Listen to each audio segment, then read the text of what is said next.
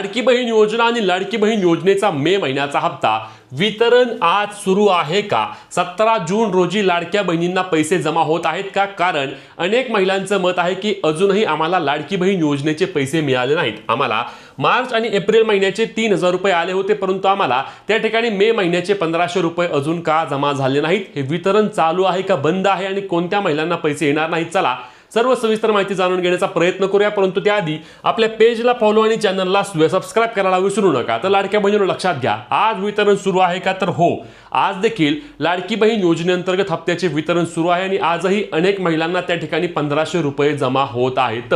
कारण 15 जून रोजी वितरण सुरू झालं होतं. 15 जून रोजी अगदी शेवटच्या टप्प्यामध्ये वितरण पार पडले, त्यामुळे कमी महिलांना पैसे आले.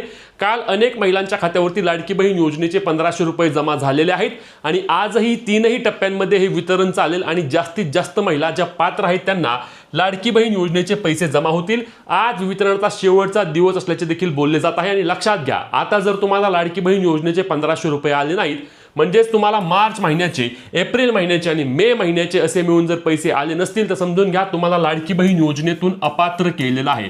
आता अपात्र केलं हे कसं समजून घ्यायचं अनेकांनी विचारलं, तर तुम्हाला तुमच्या जवळील महिला व बालविकास विभाग, पंचायत समिती कार्यालयामध्ये जाऊन महिला व बालविकास विभागाच्या प्रकल्प अधिकारी यांची भेट घ्यायची आहे. ते तुम्हाला सांगतील तुम्हाला कोणत्या अटी किंवा निकषांमधून अपात्र केले आणि तुमचे लाडकी बहीण योजनेचे पैसे का बंद केले आहेत. तुर्तास व्हिडिओमध्ये एवढंच. व्हिडिओ जास्तीत जास्त शेअर करून पुढील सर्व अपडेटसाठी आपल्या पेजला फॉलो आणि चॅनलला सबस्क्राइब नक्की करा. जय महाराष्ट्र.